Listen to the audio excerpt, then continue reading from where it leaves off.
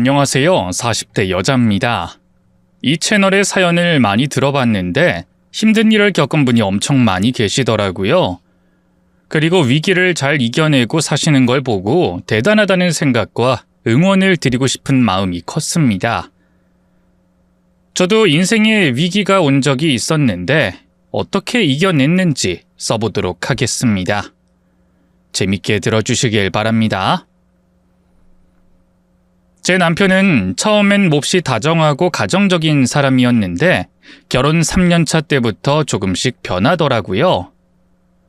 주위에서 2년만 지나면 대면대면해진다고 해서 우리 부부는 아니라고 말하고 다녔는데 다른 부부들과 다를 게 없었습니다. 그이는 작은 제조업체를 운영하는 사업가였고 저는 중견기업 인사팀에서 일했습니다. 처음엔 남편이 회사를 그만두고 살림만 하라고 했는데 제 일이 좋아서 말을 듣지 않았답니다. 한편 시댁 식구로 시어머니만 계셨는데 살짝 까칠하시긴 했지만 시자질을 크게 하는 분이 아니라서 지낼만 했습니다. 그런데 저희 부부가 결혼을 30대 중반에 했고 결혼 3년 차가 됐을 때는 곧 40을 바라보는 나이라 시어머니가 걱정을 많이 하셨습니다. 아직도 소식이 없는 거야? 네, 어머님. 늙어서 그렇구만. 좀 어린 여자랑 결혼하라고 그렇게 일렀건만 내가 손주 보는 건 어려운 거냐? 다른 방법을 찾았어요.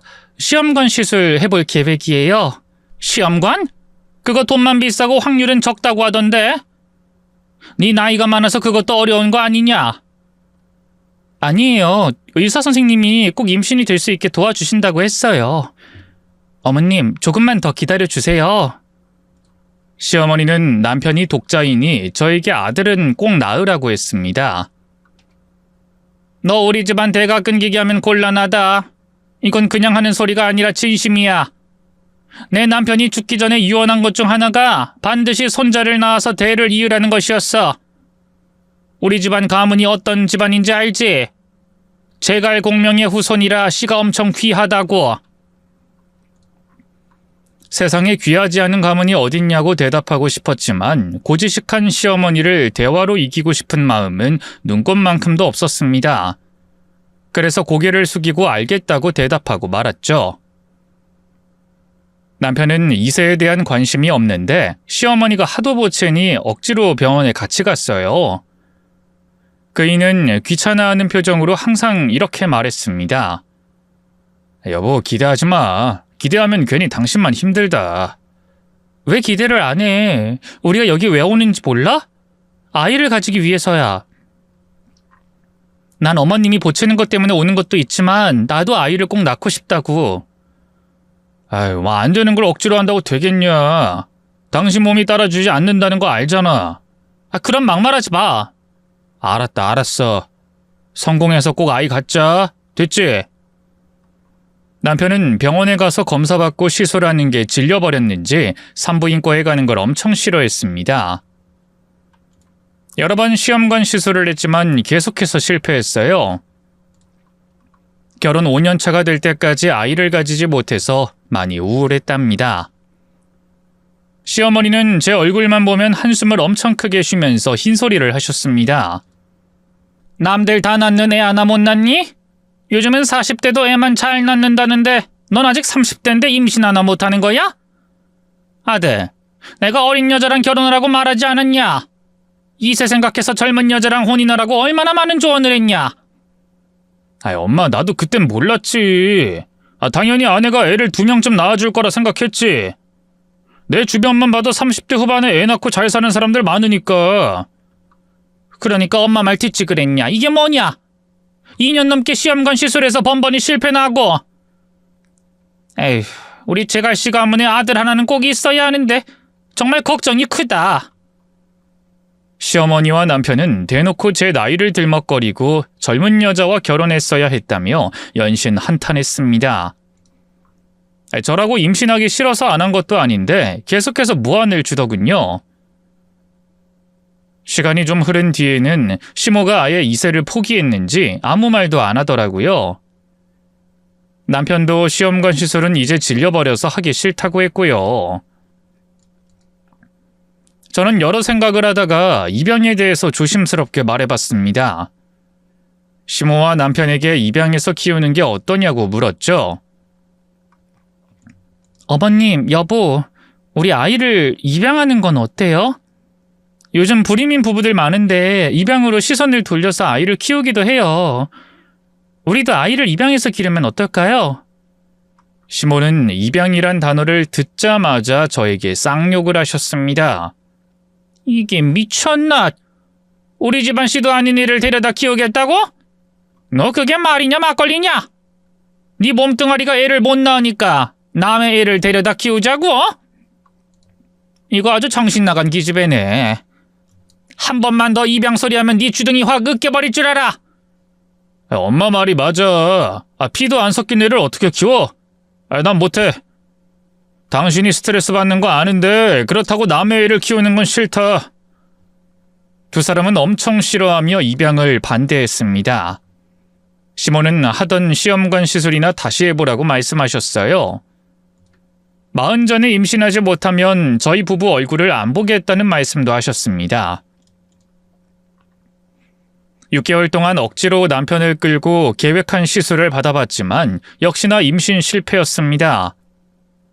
시어머니의 악담을 들을 거라 생각하고 시댁에 갔는데 어쩐 일인지 임신에 대해 말씀하지 않으셨어요.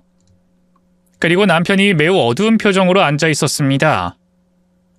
저에게 무슨 말을 하려고 하는 것 같았는데 계속 뜸들이고 있더군요. 이윽고 남편이 입을 열었습니다. 여보, 나한테 좀 큰일이 생겼어. 무슨 일? 내 사업이 망했어. 전부터 안 좋다고 말한 거 기억하지? 근데 이번에 완전 날아가버렸어. 그 정도로 심각한 거야? 그럼 앞으로 어떻게?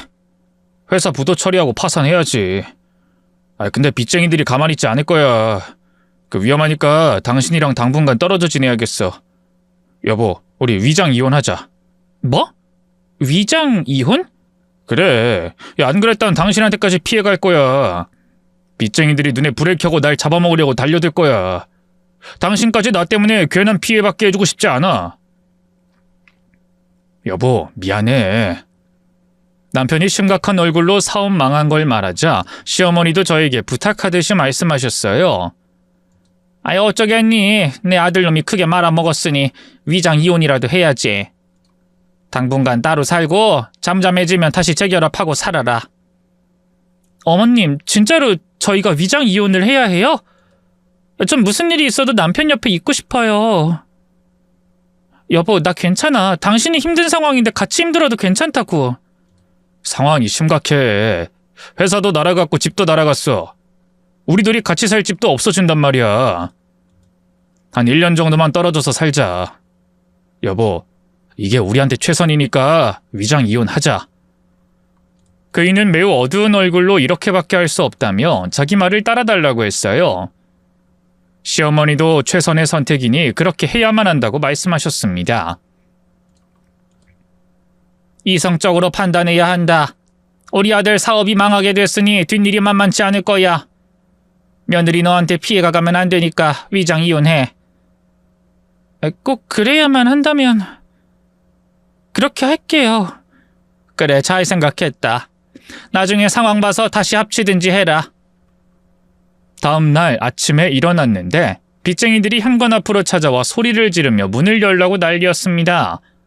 얼마나 무섭던지 현관 앞으로 다가가지도 못하겠더라고요. 제가 경찰에 신고하겠다고 하니 남편이 무슨 소리냐며 아무것도 하지 말고 조용히 있으라고 했습니다. 여보, 경찰까지 오면 더 복잡해져. 저 인간들한테 휘발유를 뿌려주는 격이 되는 거란 말이야. 오늘은 집 밖에 못 나가겠는데. 당신 회사에 못 나가겠다고 연락하는 게 좋겠어. 아마 이 집 나가는 순간 당신 붙잡고 놓아주지 않을 거야. 사람들이 진짜 무섭다. 여보, 우리 얼마나 이러고 살아야 하는 거야? 너는 이 집에서 살 수 없어. 빚쟁이들 피해 야반도주하듯이 밤에 집을 빼야 할 거야. 그리고 우린 위장 이혼하고 따로 살다가 나 개인 회생하고 잠잠해지면 그때 다시 합치자. 남편의 말도 그렇고 현관 밖에서 욕설과 막말로 문 열라고 하는 빚쟁이들이 위장 이혼할 마음을 심어줬습니다. 그래서 이혼장에 도장을 찍고 전 회사 근처 오피스텔을 월세로 얻었고 남편은 공사장 인부로 일하면서 지내겠다고 숙소 생활을 했어요. 사업 망하고 나니 상황이 진짜 힘들고 불편하게 되었죠. 다행히 저를 찾아오는 빚쟁이들은 없었어요. 일주일 정도 조용히 지내다가 남편이 어떻게 지내는지 궁금해서 연락해봤답니다. 여보, 막노동 할만해? 힘들지 않아? 힘들긴 한데 그래도 조용해서 괜찮아. 여보, 누가 당신 찾아간 적 없지? 아무도 안 왔어. 다행이다. 당신한테 미안해 죽을 것 같았는데. 우리 언제까지 이렇게 지내야 해? 몇 달이나 1년 정도. 갚아야 할 돈이 억 단위니까 이거 다 갚을 때까진 각자 생활하자. 그렇게나 길게? 여보, 그래도 얼굴은 보면서 지내야지. 내가 당신 있는 대로 갈 테니까 주소 알려줘. 주말에 내려갈게. 안 돼. 투자자들이 눈에 불을 켜고 날 찾고 있어. 당신한테 미행 붙어서 쫓아올지도 모른다고. 정말 큰일이네. 알았어. 그럼 밥 잘 챙겨 먹고 통화는 매일 하자. 남편은 빨리 빚을 갚겠다며 좋은 날이 올 테니 기다려달라고 했습니다. 두어 달 혼자 지냈는데 어느 날 웃기는 일이 생겼어요. 오피스텔 근처 식당에서 혼자 밥을 먹고 나오는데 40대 남자 하나가 저에게 말을 걸더라고요. 저기요, 실례합니다. 너무 아름답고 예쁘십니다. 네? 저요? 네, 바로 당신이요. 전 바로 요 앞에 중소기업 운영하는 사장입니다. 그쪽은 저기 오피스텔에서 사시는 분이죠? 오해나 마세요. 지나가다가 그리로 들어가는 걸 봤거든요. 너무 아름다우신 분이라 눈에 잘 띄어서 그런 겁니다. 남자는 저에게 반했다며 연락처를 알려달라고 하더군요. 혹시 싱글이라면 연락처 좀 알려주시겠어요? 아니요, 저 유부녀입니다. 사정이 있어서 잠시 오피스텔에서 지내는 거예요. 죄송합니다. 전 싱글인 줄 알았어요. 제가 큰 결례를 했네요. 죄송합니다. 유부녀라고 말했더니 바로 사과를 하더군요. 저는 피식 웃고 돌아섰습니다. 그 남자랑 부딪히기 싫어서 자주 가던 식당도 안 가고 다른 거리에 있는 식당으로 가서 밥을 먹었어요. 그런데 스토커 마냥 제가 가는 곳마다 남자가 나타났습니다. 이런 우연이. 오늘은 돈가스를 드시러 오셨네요? 저도 돈가스가 땡겨서 왔는데. 이보세요. 저 유부녀라고 했잖아요. 괜히 말 걸지 마세요. 너무 야박하시네. 그래도 친구는 할 수 있는 거 아닙니까? 저 통성명이나 합시다. 저는 김호상이라고 합니다. 됐거든요? 그만하시고 식사하든 나가든 해주세요. 불편하게 말 걸지 말라고요. 난 밥 먹을 때 누가 저 쳐다보는 거 엄청 싫어합니다. 엄청 까칠하시네요. 알았습니다. 귀찮게 안 할게요. 그 이후에도 그 남자와 우연히 만나는 일이 많았습니다. 길에서 마주치는 건 예산일이고 식당이나 편의점에서 종종 마주쳤어요. 그 남자는 인사를 반갑게 했는데 저는 소, 닭 쳐다보듯이 하고 무시해버렸습니다. 하루는 회사에서 친한 직원들과 회식을 하는데 옆 테이블에 그 남자와 회사 사람들이 앉았답니다. 그 남자는 저를 보고 반갑게 인사를 했어요. 또 우연이네요? 전 직원들이랑 회식 왔는데 그쪽도 회식 오셨나 봐요? 아직 성함을 몰라서 계속 그쪽이라고 호칭하는데 이름 좀 알려주세요. 제 동료들이 누구냐고 묻길래 잘 모르는 사람이라고 얼버무리며 무시하라고 했습니다. 그중 장난기가 많은 동료가 제 이름을 그 남자에게 알려줬습니다. 이름이 고은 씨였어요? 이름까지도 참 곱네요. 그만 좀 하시죠? 그냥 인사나 하면서 지내자는데 너무 야박하시네요. 제가 고은 씨 잡아먹기라도 합니까? 그래요. 앞으로 봐도 인사 안 할 테니까 그만 좀 인상 쓰세요. 저도 자존심 상해서 아는 체 안 하렵니다. 자기 혼자 북치고 장구치고 다 하더군요. 어이가 없어서 회식 자리에서 빨리 일어났습니다. 혼자 지내는 시간이 길어지자 걱정돼서 남편에게 연락을 했더니 거의 받지 않았어요. 문자로 일하는 중이라고 하거나 숙소에서 쉬는 중이라고만 답장이 왔죠. 시어머니도 제 연락을 안 받으셔서 걱정되는 마음에 홀로 시댁에 찾아갔습니다. 너 여기 웬일이니? 어머님 얼굴 뵌 지 몇 달 됐잖아요. 궁금해서 찾아왔어요. 연락도 안 하고 오면 어떡하냐? 연락이 안 되니까 찾아왔죠. 어머님, 전화는 왜 이리 안 받으세요? 무슨 일 있으신 거예요? 그게 빚쟁이들 때문이지. 내 아들이 저지른 짓이 있으니 나더러 대신 갚으라고 협박하더라. 네? 어머님한테까지 와서 그 난리를 쳤어요? 진짜 무서운 사람들이네요. 그러니까 전화도 잘 안 받고 외출도 거의 안 한다.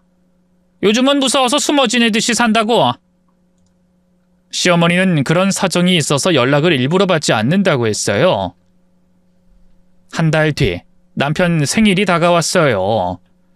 타지에서 고생하는 그이에게 찾아가 미역국이라도 끓여주려고 전화를 했습니다. 여보, 생일 축하해. 오늘이 내 생일이었나? 몰랐네. 정신이 딴 데가 있어서 그런가 봐. 그래도 자기 생일은 알고 있어야지. 여보, 나 오늘 월차 내고 당신한테 갈까? 미역국이라도 끓여줄게. 아니야, 여기 숙소에서 혼자 지내는 것도 아니고 일도 바빠. 그래도 밥은 먹을 거 아니야. 지금은 그럴 상황 아니잖아. 여보, 그 마음만 받을게.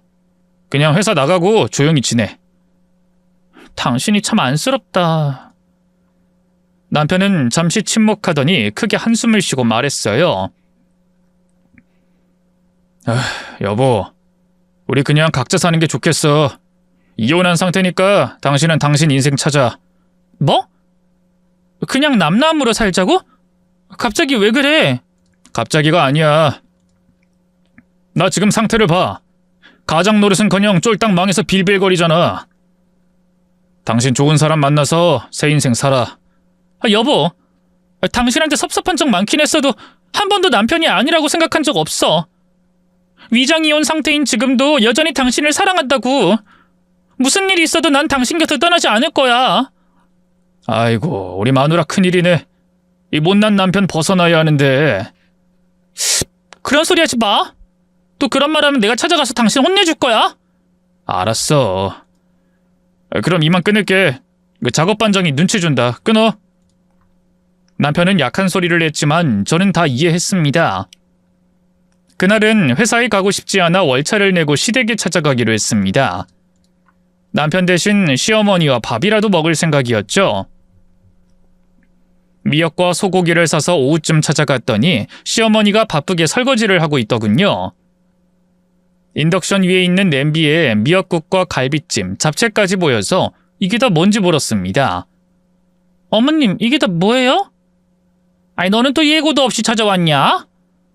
뭐긴 뭐야, 오늘이 내 아들 생일이잖냐. 혼자 기분 좀 낼 겸해서 혼자 요리해서 먹었다. 네? 그이 없이 혼자서 생일상을 차리셨다고요? 제가 아는 시어머니는 그렇게 감성적인 분이 아니셨는데 남편이 오래 떠나 있으니 적적하셨나 봅니다.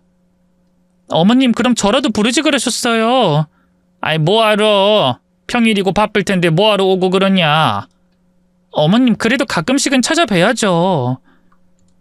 시어머니가 설거지를 하다 말고 저에게 말했습니다. 며느라, 너 우리 아들이랑 헤어진 김에 새 출발하는 게 어떠냐? 네? 어머님, 그이랑 입을 맞추기라도 한 거예요? 그이도 그 소리 하던데. 내 아들이지만 쫄딱 망해서 빚 갚고 나서도 어떻게 살아야 할지 답이 안 나온다.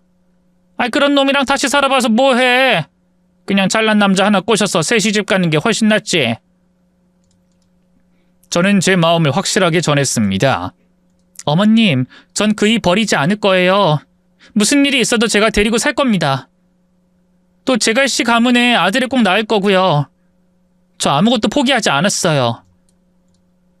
너도 참 애가 너무 착하다. 내가 무시하고 콸시했으면 정 떨어질 만도 한데 아직도 애기 낳을 생각을 하냐. 어머님, 이 집안에 발을 들인 순간부터 지금까지 한 번도 이혼할 생각 안 해봤어요.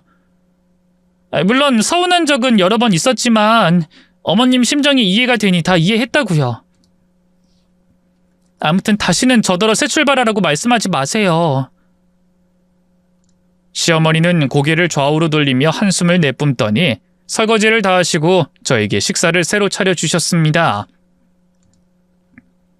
시간은 또 몇 달이 지나 위장 이혼 후 별거한 지 8개월이나 되었습니다. 그러던 어느 날 시어머니가 불러 시댁으로 찾아갔습니다.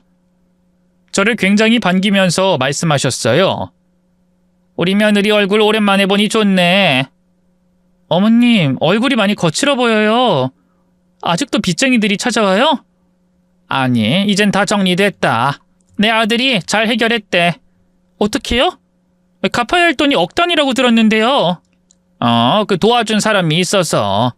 내 아들의 친구가 잘 마무리 지어줬단다. 며느라, 이제 다시 우리 아들하고 합쳐야지. 정말요? 이제 다시 같이 지내도 되는 거예요? 아이 그럼 다 해결했다고 했잖냐. 네가 새 출발 안 하고 기다려줘서 무척이나 고맙다. 그거야 당연한 거죠. 저 의리 있는 여자입니다, 어머님. 그래, 고맙다, 고마워. 근데 집은 네가 좀 마련해주면 안 되겠냐? 너도 알겠지만 내 아들이 돈도 없고 나도 가진 게 없으니 네가 나서야 할 것 같다. 어디 전세라도 얻어서 지냈으면 하는데. 네, 제가 마련할게요. 아유, 착하기도 해라. 며느라, 네가 내 며느리여서 너무 감사하고 자랑스럽다. 우리 앞으로 더 친하게 잘 지내보자. 네, 그래요. 저도 어머님께 훨씬 더 살갑게 굴고 잘할게요. 그리고 반드시 아이도 낳겠습니다. 남편 일이 잘 해결됐다고 하니 마음이 놓였어요. 그리고 전세 정도는 제가 마련할 수 있어서 그렇게 하겠다고 대답했습니다. 나중에 남편이 일하는 곳에서 올라오면 자세히 대화도 하고 집을 마련하고 합칠 생각이었어요. 일주일 뒤 남편이 올라왔다는 연락을 받게 되었고 살림을 합치기로 마음먹었어요. 그런데 오피스텔 앞에서 스토킹을 하는 건지 호상 씨가 절 기다리고 있더군요. 이보세요. 자꾸 왜 이러세요? 지금 날 기다리고 있던 거예요? 저 만나려고? 고은 씨 나오셨군요. 다름이 아니라 제가 보여드릴 게 있어서요. 저 유부녀라고 했고 아는 척도 하지 말라고 했잖아요. 그리고 우리 남편이 빚을 해결해서 다시 재결합할 거예요. 재결합이요? 벌써 혼인신고서에 도장 찍은 건 아니죠? 고은 씨, 이거 보시고 결정하세요. 안 보시면 후회하실 겁니다. 자꾸 귀찮게 굴어서 뭘 보여주려고 하는 건지 말이나 들어보려고 했습니다. 이윽고 핸드폰을 꺼내 호상 씨가 보여준 건 다름 아닌 남편과 시모의 사진이었습니다. 여기 보이는 아파트가 제가 사는 곳이에요. 그리고 고은 씨의 남편은 지난번 고은 씨 핸드폰 배경사진 보고 눈에 익혀놨습니다. 고은 씨 핸드폰에서 본 남자가 저희 아파트에서 지내길래 사진 찍어뒀죠. 제 핸드폰 배경사진 보고 남편 얼굴을 익혔다고요? 호상 씨도 대단하네요. 이 남자 제 남편 맞아요. 그리고 옆에 있는 분은 시어머니 맞고요. 그렇죠? 역시 내 눈썰미는 보통이 아니라니까. 근데 왜 따로 사세요? 별거 하는 중이세요? 잠깐. 근데 이 아파트에 산다고요? 제 남편 지방에서 숙소 생활하는데? 아니에요. 제가 거의 매일 봤어요. 아파트 단지에서 왔다 갔다 하는 걸 봤다고요. 고은 씨, 어떻게 된 일인지 좀 알려주세요. 별거 중이시면 저랑 만나도 되는 거 아닌가요? 저는 사진을 보고 적지 않은 실망을 받았습니다. 남편이 개고생하면서 지낸다더니 아파트에서 편하게 지내는 걸 보니 뭔가 속은 기분이었습니다. 호상 씨가 어떤 사연 때문에 별거 중이냐고 캐물어서 저도 모르게 위장이혼 이야기를 꺼냈어요. 제 남편이 사업 망해서 위장이혼했어요. 빚쟁이들이 저한테까지 붙을까 봐요. 이상하네요. 망한 사람이 이 비싼 아파트에서 지낸다고요? 뭔가 모순적인데? 내가 봐도 그러네요. 시어머니가 다녀간 사진 보니 진짜 남편이 여기서 지내는 건 맞는 것 같은데. 잘 모르겠네요. 저 괜찮으시다면 제가 좀 알아봐 드릴까요? 제 후배가 탐정이거든요. 금세 어떤 사연인지 알아봐 드릴 수 있어요. 그런데 왜 이렇게 저한테 관심이 많으세요? 친구라도 되고 싶어서요. 걱정 마세요. 이거 도와준다고 뭐 어떻게 하자는 건 아니니까. 그럼 알아봐 주세요. 남편이 지금 무슨 짓을 하고 있는지. 이틀 후 호상 씨는 모든 걸 알아냈다며 저를 불러냈습니다. 조용한 카페에서 핸드폰 사진을 하나하나 전송해줬습니다. 그리고 사진에 대한 설명을 하더군요. 경악을 금치 못하고 탄식을 했습니다. 잠시 후 남편의 전화가 오더군요. 저에게 시댁으로 오라고 했답니다. 알아서 연락을 해주니 두 주먹을 불끈 쥐고 시댁을 향해 달려갔습니다. 시어머니가 현관문을 열어주며 어서 오라며 크게 웃더군요. 며느라 잘 왔다. 우리 아들이랑 셋이 오랜만에 한자리에 만나는구나. 네, 어머님 엄청 오랜만이네요. 거의 8개월 만인가요? 시모 뒤에 있던 남편이 반갑게 손을 흔들더군요. 여보 간만이야. 안 본 사이에 더 예뻐졌네. 당신은 얼굴이 많이 거칠어졌네. 살도 쏙 빠졌고. 많이 힘들었나 봐. 뭐 고생을 좀 해서 그렇지. 여보 앉아. 남편과 시모와 마주 앉았고 그이가 앞으로 어떻게 살아갈지 이야기를 꺼내더군요. 여보, 내가 친구 도움 받아서 빚은 다 해결했어. 그 지긋지긋한 인간들 얼굴 이젠 안 봐도 된다고. 그래 잘했네. 근데 어떤 친구가 도와준 거야? 있어. 그 사업하면서 알게 된 친구. 당신은 말해도 모를 거야. 그이의 눈동자가 흔들리더군요. 이어서 시어머니가 말씀하셨습니다. 며느라, 내 아들놈이 지금은 돈이 한 푼 없으니 네가 집을 새로 마련해 줄 수 있겠냐? 어디 전셋집이라도 머물 곳만 있으면 좋을 것 같은데. 어머님, 제가 20년 가까이 직장 다녔는데 그만한 돈이 없겠어요? 당연히 마련할 수 있죠. 아이고 다행이다. 그럼 며느리 네가 집을 장만하는 걸로 하고 거기 들어가서 지내면 되겠다. 그리고 너희들 다시 혼인신고도 해야지. 그러고 보니 지금 우리 두 사람은 남남이네요. 여보, 당신 나랑 위장이혼하고 딴짓한 거 없어? 괜히 궁금해지네. 남편은 눈을 동그랗게 뜨며 양손을 허공에 크게 휘저었습니다. 여보 그게 무슨 말이야. 절대로 없지. 내가 딴짓을 하다니. 당신을 두고 어떻게 그런 짓을 해. 게다가 사업 망해서 가진 것도 없는데 누가 날 만나겠어. 맞다. 당신 사업 망했지? 미안, 내가 그걸 생각 못했네.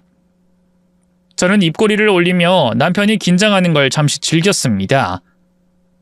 같이 살 집을 제가 마련하겠다는 게 결정되었고 혼인신고서에 도장을 찍을 순간이 왔어요.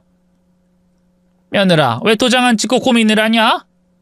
너 혹시 다른 남자라도 만난 거야? 어머님, 절 뭘로 보고 그딴 소리를 하세요? 제가 그런 여자로 보이세요? 누구처럼 바람이나 피우는지 아시냐고요? 버럭 화를 냈더니 시모가 미안하다며 두 손으로 제 팔을 쓰다듬었습니다. 미안하다. 내가 괜한 소리를 했구나. 혼인신고서에 도장 찍으려니까 좀 긴장되네. 두 번째라서 그런지 괜히 신중해져. 도장 찍기 전에 비밀 같은 거 있으면 다 털어놓는 게 어떨까? 여보, 혹시 감추는 거나 꼭 알려야 할 일이 있다면 지금 말해줘. 그게 할 말은 있긴 해. 뭔데? 해봐. 그게 말이야. 엄마가 이야기하는 게 좋겠어. 나보다 조리 있게 말씀 잘하시잖아. 그러자 시모가 고개를 크게 끄덕이며 말문을 열었습니다. 며느라, 너 전에 임신하려고 인공수정이다 시험관으로 고생 많았잖니? 전 이제부터 할 말을 다 하기로 하고 콕콕 집어가며 말했습니다. 네, 어머님이 엄청 보채시고 괄시해서 제 자존감이 많이 무너졌었죠. 이제와 말하는 건데 어머님 너무하셨어요. 제가 하기 싫어서 안 하는 것도 아닌데 그렇게 못 즐기고셨어요? 지난번엔 다 괜찮다고 이해한다고 하더니 쌓인 게 많았구나. 그래, 사과하마. 며느라 미안하다. 내가 철딱선이 없는 노인네라서 그랬나 보다. 사과해 주시니 마음이 풀리네요. 그럼 재결합하고 시험관 시술 받게 되면 조용히 기다려주세요. 아셨죠? 시어머니는 제가 임신에 다시 도전하겠다는 말에 몸을 잠시 부르르 떨었습니다. 또 시험관에 도전하려고? 안 되는 걸 억지로 계속 해야겠니? 어머님도 참, 갑자기 왜 그러세요? 이 망했다고 아기 낳는 걸 포기하라고 말씀하시려고요? 제갈씨 가문에 손자가 반드시 있어야 한다고 귀에 목이 박히도록 소리를 지르셨잖아요. 전 어떻게든 제갈씨 가문의 아들을 낳을 겁니다. 그러니 성원해주세요, 어머님. 얘야, 근데 꼭 직접 낳아야만 자식이겠냐? 너 지난번에 입양에 대해 말했었지? 마음으로 낳은 아들을 키워도 좋다고 했었는데 기억하냐? 당연히 기억하죠. 그런데 어머님이랑 남편이 펄쩍 뛰면서 저한테 쌍욕하셨잖아요. 그깟 애 하나 못 낳아서 입양하느냐며 저더러 쓸모없는 불량품이라고 하신 거 잊으셨어요? 근데 이제 와서 입양하라고요? 그땐 내가 생각을 잘못했다. 이번에 온 식구가 뿔뿔이 흩어지고 나서 많은 걸 느꼈다. 우와, 어머님 정말 많이 성장하셨네요. 정신나이를 이제야 제대로 먹은 모양이네요. 뭐야? 지금 난 놀리는 거냐? 죄송해요. 그래서 지금 화내는 거예요? 제가 혼인신고서에 도장을 찍길 바라는 시어머니는 표정을 다시 밝게 바꾸고 말씀하셨어요. 화가 나다니. 생각해보니 네 말이 다 맞다. 내 정신나이가 이제야 제대로 먹은 모양이야. 아무튼 입양 이야기 좀 더 해보자고. 너 아이를 입양하는 것에 대해 어떻게 생각하니? 지금도 여전히 입양을 원하는 거지? 제가 임신을 못하니 입양이라도 해서 꼭 아이 갖고 싶어요. 전에 말씀드린 그대로입니다. 역시 우리 며느리는 생각이 항상 반듯하고 변함이 없구나. 아주 훌륭한 생각이야. 그래서 내가 입양을 좀 알아봤다. 어머님이요? 저랑 말도 하기 전에 미리 알아봤단 말씀이세요? 제 질문이 끝나자 방 안에서 아기 울음소리가 들렸습니다. 어머, 이게 무슨 소리야? 어머님, 여보, 방 안에 누가 있어요? 잠시 기다리거라. 애 데리고 나올게. 시몬은 성급히 안방문을 열고 요람에 누워있는 아기를 들어 올려 안고 빙그레 웃으며 걸어 나오셨습니다. 남편은 제 눈치를 보며 시선을 피했고 저는 엷은 미소를 지었습니다. 어머님, 누구 얘기예요? 그게 얼마 전에 미혼모를 알게 됐다. 그 사정이 엄청 딱한 사람이었지. 혼자 애 키우는 게 힘들겠다고 해서 너희 부부가 키웠으면 좋겠다 싶어서 입양 절차 밟으려고. 임시로 맡아주기로 했으니 너희가 절차 밟고 이 아이의 부모가 되주면 좋겠구나. 우와, 진짜 귀엽네요, 어머님. 제가 안아봐도 될까요? 그럴래? 역시 우리 며느린 마음이 천사 같아서 아이를 보자마자 사랑스러운 눈으로 보는구나. 네가 이 아이의 엄마가 되면 정말 잘 키울 거야. 아이를 받아들고 모두가 들을 수 있게 또박또박 말했어요. 아가야, 참 예쁘다. 네가 여기까지 오게 된 사연을 이 아줌마가 알아. 우쭈쭈쭈. 아줌마 남편이랑 시어머니가 아줌마 속이고 위장이혼을 했어. 아줌마 남편이 바람이 나서 다른 여자를 임신시켰거든. 아줌마가 임신을 못해서 시어머니가 날 엄청나게 싫어했으니 여기 있는 두 사람은 아주 신이 났겠지. 그래서 회사 망했다고 거짓말하고 위장이혼을 했단다. 그리고 널 낳아준 엄마랑 좋은 아파트에 가서 살림 차렸는데 큰일이 나고 말았지. 네 엄마가 네 아빠 돈을 싹 다 가지고 도망갔대. 어리석은 네 아빠가 아파트 명의도 재산도 다 네 엄마한테 맡겨버렸대. 그리고 네 아빠 생일 때 아줌마 빼고 온 식구가 잔치하고 나갔던 모양이야. 네 할머니가 적적해서 그런 줄 알았는데 아니었어. 퍼즐이 확실하게 맞춰지는구나. 그걸 이제야 알게 되니 이 아줌마의 부하가 치미는구나. 아가야, 네 엄마가 도망가고 나서 거짓골된 네 아빠가 아무렇지 않게 아줌마한테 빨대 꽂고 널 키워주길 바라는 모양이야. 근데 아줌만 그런 짓 못하겠구나. 우쭈쭈쭈. 넌 아빠랑 할머니랑 둘이 살아야겠다. 호상씨가 탐정을 통해 알아봐준 걸 제가 아기를 보며 읊어댔더니 시모와 남편 얼굴이 사색이 되더군요. 두 사람은 한참 동안 입을 열지 못했습니다. 어머님, 다시 아기 받아주시죠. 데려가세요. 그래. 어머님, 손잡아서 좋으시겠어요. 제갈 가문의 피를 이을 수 있으니 행복하시겠어요. 그렇지 뭐. 그런데 어떻게 안 거냐? 누가 일러주든? 그게 중요한가요? 중요한 건 어머님과 이이가 저에게 거짓말하고 위장이혼을 했다는 거죠. 사업장 팔아버리고 상간녀랑 살림 차리고 지낼 땐 아주 좋았겠죠. 저한텐 위자료 한 푼 안 주고 서서히 멀어지게 할 생각이었죠. 그런 잔머리 굴려서 돈을 굳히니 살림살이가 좀 나아지셨어요? 비아냥대며 말했더니 시모의 얼굴은 뜨겁게 달아올랐습니다. 시선을 돌려 남편에게 말했어요. 여보, 사고를 쳤으면 그냥 이혼하자고 하지. 왜 거짓말로 위장이혼을 해? 위자료 주기가 그렇게 아까웠어? 그게 입이 10개라도 할 말이 없다. 나더러 새 남자 만나라고 했을 땐 상간녀랑 애기랑 오순도순 살려고 할 때였겠지. 그런데 상간녀가 애 낳고 재산 가지고 날라버렸으니 아쉬운 대로 나랑 다시 살기로 결정한 거겠지. 상간녀가 도망갔다는 걸 듣고 나도 경악스럽긴 하더라. 그래도 애는 놓고 도망갔네. 제갈 가문을 이으라고 말이야. 여보, 염치 없고 수치스럽지만 당신한테 사과하고 싶어. 미안해. 그이가 고개를 숙이며 사과하자 시어머니는 변명하더군요. 얘야, 나는 처음에 몰랐다. 나중에 가서 알았어. 야, 아들놈이 미리 언지를 주지 않고 사고치고 나서 알렸단 말이야. 아, 그래서 어머님 머리에서 나온 아이디어로 사업 망했다고 하고 위장이혼 시켰군요. 저한테 줄 위자료가 아까우니 쉽게 가려고? 미안하다. 그땐 내가 미쳤었나 봐. 너에게 그런 짓을 해도 될 거라 생각한 내가 원망스럽다. 시몬은 고개 숙여 사과하더니 다리를 모으더니 무릎을 꿇더군요. 남편도 눈치를 보더니 다리를 모아 무릎을 꿇었죠. 저를 속인 걸 잘못했다고 빌기 시작했습니다. 며느라, 잘못했다. 우리가 미안하다.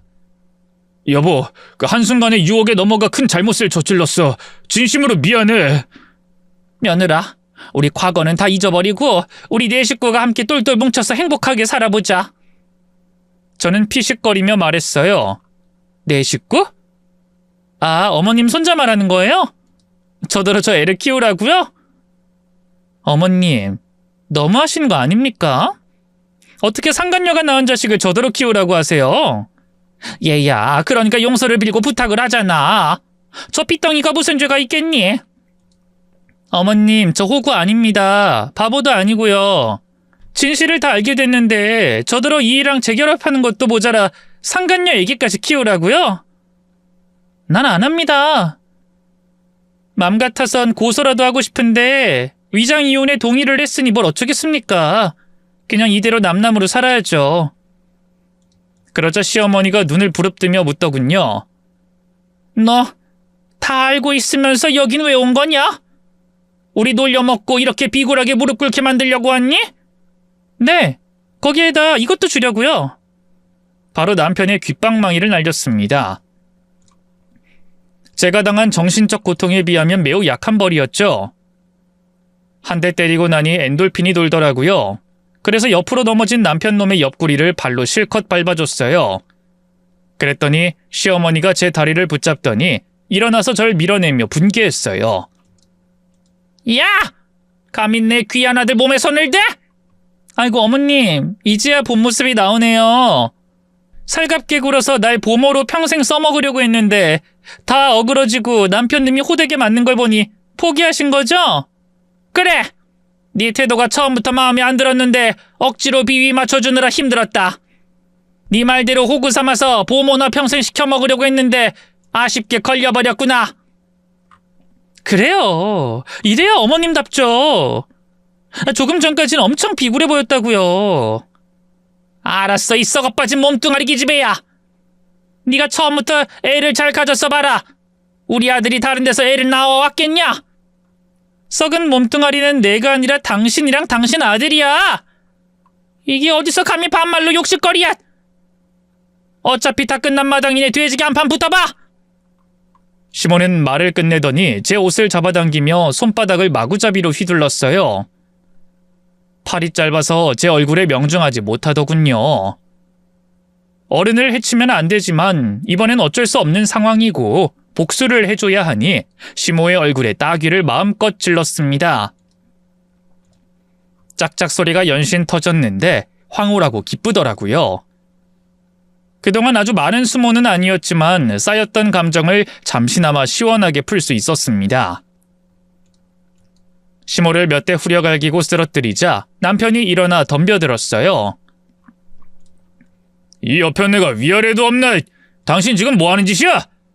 좋게 좋게 해결하려고 했더니 상스러운 말이 나고 우릴 조롱해? 너 오늘 이 집에서 못 나갈 줄 알아. 처참하게 얻어터지고 살려달라고 빌게 해주겠어. 누가 처참하게 얻어터질지는 끝까지 가봐야지 않겠어? 남편과 동시에 주먹을 뻗었는데 제 주먹이 먼저 닿아서 저는 맞지 않았습니다. 머리가 빙빙 돌았는지 그 이가 풀썩 주저앉더군요. 그때부터 발길질로 실컷 두들겨 패줬습니다. 일어날 기운이 빠질 때까지 확실하게 조졌답니다. 심호자는 바닥에 널브러진 채 숨을 씩씩 쉬면서 일어나지 못하더군요. 저는 이제 할 일을 다 했으니 시댁에서 나가려고 신발을 신었습니다. 심호가 절 보더니 악담을 하더군요. 너 평생 애기 못 낳을 것은 당연하고 남자도 없을 거다. 외롭게 혼자 쓸쓸히 늙어가다 길에서 객사할 거야. 이에 피식 웃으며 대답했습니다. 저 이미 애인 생겼는데요. 어머님이 전에 그랬잖아요. 새 출발할 남자 찾으라고. 그래서 미리 찾아놨어요. 뭐야? 너 우릴 기만한 거냐? 저 못된 것! 잘못한 건 두 사람이지 난 아니에요. 그리고 이혼한 상태인데 애인 사귀는 게 뭐 어때서요? 누군 바람나서 애까지 낳아서 왔구만. 둘이 애기 잘 키우면서 오래오래 잘 사세요. 아까 말씀하신 대로 애가 무슨 죄가 있겠습니까? 예쁘게 잘 키워보세요. 그럼 다신 보지 맙시다. 안녕. 가운데 손가락을 들며 마지막 인사를 하고 나왔습니다. 그리고 오피스텔로 돌아가는데 호상 씨가 절 기다리고 있더군요. 얼굴이 왜 그래요? 고은 씨 괜찮아요? 네, 오늘 결판 찍고 왔어요. 이제 다 끝났어요. 호상 씨는 제 얼굴을 살피더니 특별히 다친 곳이 없는 걸 보고 말했습니다. 그럼 고은 씨 이제 완벽한 돌싱인 거죠? 제가 대시해도 되는 겁니까? 제가 어떤 꼴을 당했는지 다 알고서도 나랑 만나고 싶어요? 고은 씨가 잘못한 게 있습니까? 그 심호자가 못돼 먹은 것들이잖아요. 배고프네요. 한바탕 하고 왔더니 허기가 집니다. 저 맛있는 것 좀 사주세요. 네, 제일 비싸고 맛있는 집으로 가시죠. 한식당에 가서 고급 코스 요리를 먹었습니다. 그리고 제가 그렇게 좋다는 호상 씨와 만나보기로 했어요. 똑같은 돌싱에다가 인물도 좋고 경제적 능력도 좋은 중소기업 대표인데다 저 좋다고 하니 안 만날 이유가 없겠더라고요. 저희 두 사람은 6개월을 연애하고 혼인신고만 하고 결혼 생활을 시작했습니다. 그리고 아이를 가지고 싶어서 시험관 시술을 받기로 했답니다.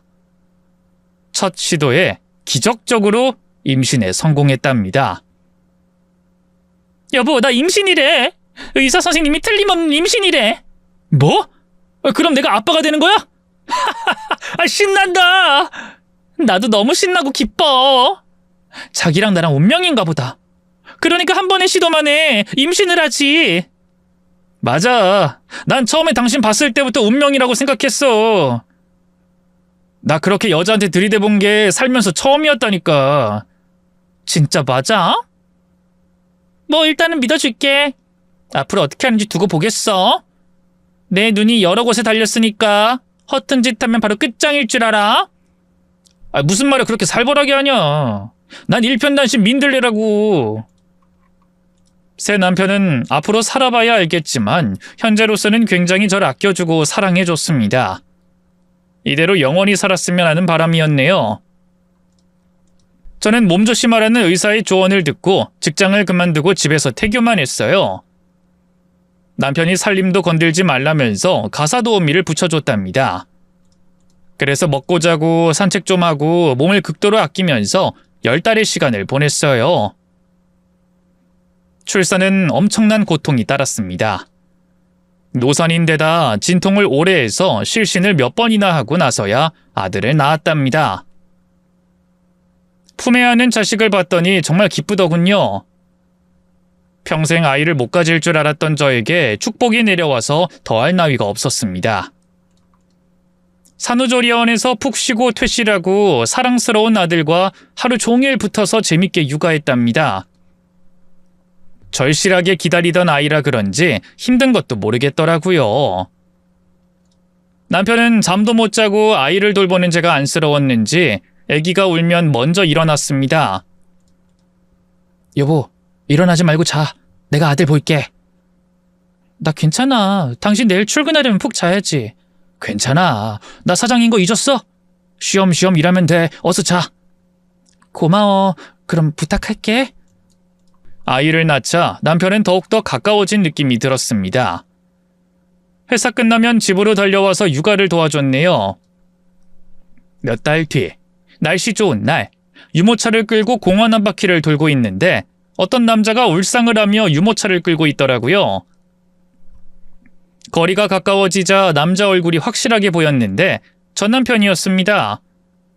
그이는 저와 눈을 마주치더니 제 유모차의 아들을 보고 헉 하고 놀랐습니다. 당신, 이 아긴 누구야? 내 아들. 지난달에 낳은 내 아들. 뭐? 당신이 애를 낳았다고?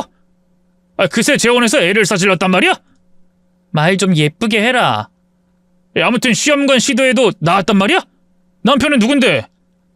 아주 잘나가는 회사 사장이야. 당신이랑은 비교도 안 되게 잘생겼고 매너 있고 가정에 충실한 남자야. 똥차가 지나가니까 벤츠가 왔네. 아주 좋아 죽네. 난 아주 죽을 맛인데. 전 남편은 다크서클이 하도 짙어서 팬더곰 같았습니다. 심호 안부를 물었더니 충격적인 대답을 하더군요. 어머님은 잘 계셔? 자기 손자보느라 살만 나셨지? 우리 엄마 돌아가셨어. 뭐? 어쩌다가? 에휴, 제대로 사기를 당했으니까. 내 아들 말이야. 친자 검사해봤는데 내 아들이 아니래. 1년 동안 내 자식인 줄 알고 키웠는데 나랑 닮은 구석이 없어서 검사해봤는데 친자가 아니래. 그걸 알게 된 엄마가 충격으로 쓰러졌고 얼마 뒤에 심장마비로 돌아가셨어. 헉! 그게 진짜야? 그럼 피가 다른 아이를 당신이 혼자 키우는 거야? 그 여자 해외로 날랐어. 찾을 방법이 없으니까 내가 키워야지 별 수 있겠어. 친자가 아니라고 해서 보육원에 보내려고 했더니 절대로 안 된대. 요즘 애를 함부로 보육원에 못 보내니까 내가 이러고 있는 거야. 헐, 진짜 충격적이다. 그러니까 상간녀가 당신 재산 다 털어갔는데 다른 놈 자식을 낳고 버렸다는 거잖아? 그 여자 보통이 아니네. 제대로 걸렸구나. 나 지금 사는 게 사는 것 같지 않아. 아들 키워줄 사람이 없어서 어린이집에 맡기는 시간에만 일을 할 수 있어. 그래서 배달기사로 일해. 전 남편은 진짜 인생이 바닥까지 추락했더군요. 짠하다. 아휴. 시어머님 그렇게 돌아가시고 당신은 누구애인지 모를 아이를 키우고 있으니 정말 오장육부가 뒤틀리겠어. 뒤틀리다 못해 골마 터진 기분이야. 난 아주 잘 사는데 넌 지질이 못 사네? 기분은 좋다. 그이는 제가 비아냥거리는 것을 아무렇지 않게 들었습니다. 그래, 마음껏 비웃어라. 네가 뭐라 하든 살고 싶지 않은 나는 화도 안 난다. 이 애를 책임져야 하는 숙명인 내가 너무너무 불쌍해 죽겠다고. 잘 키워서 장가도 보내고 손주도 봐야지. 제가 시에 호적에 오른 애니까. 그럼 애 잘 키워라. 그리고 길에서 보면 아는 척 하지 마. 그래, 아는 척 안 할게. 잘 살아라. 그이는 영혼이 빠진 사람처럼 제 말에 조금도 반응하지 않았습니다. 그렇게 전 남편이 천벌을 받는 것으로 과거에 쓰라렸던 고통이 깨끗하게 나았네요. 저는 늦게 얻은 아들과 다정한 남편과 하루하루 기쁘게 살아가고 있어요. 배우자에게 배신당했던 분들께 사이다 같은 시원함이 전달됐으면 좋겠네요. 이만 물러가겠습니다. 안녕히 계세요.